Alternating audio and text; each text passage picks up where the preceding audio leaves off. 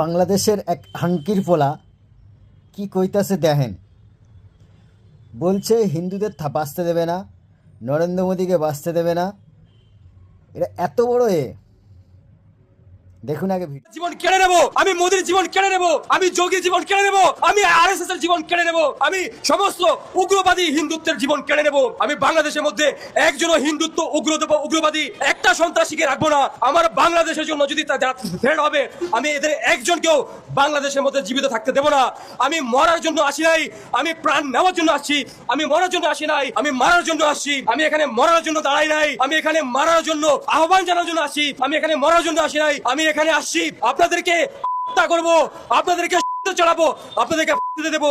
যারাই আমার প্রিয় মাতৃভূমি, আমার বাংলাদেশের জন্য যারা থ্রেট হবে, যারা আমার বাংলাদেশের জন্য যারা হুমকি হবে, এজন্য প্রথম বাংলাদেশ আমার, শেষ বাংলাদেশ, জীবন বাংলাদেশ আমার, মরণ সব কি বলবো, মুখের ভাষা, এদের কথা শুনে না মুখের ভাষা ভালো থাকে না।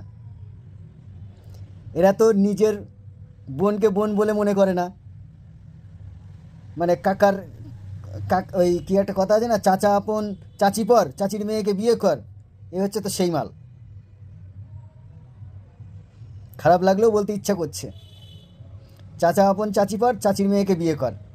মানে চাচির মেয়ে বোন হচ্ছে না, চাচার মেয়েটা বোন হচ্ছে না, যেহেতু চাচি অন্য রক্তের তাই হচ্ছে তাকে বিয়ে করা যায়। মানে ভাই বোনের পুরো করে দিচ্ছে।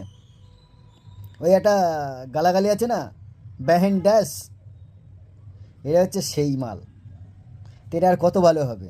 তাই সনাতনীরা এদের থেকে সাবধান, দূরে থাকুন। নিজেকে সুরক্ষিত রাখতে এদের থেকে দূরে থাকুন। এদের সাথে বন্ধুত্ব করার দরকার নেই।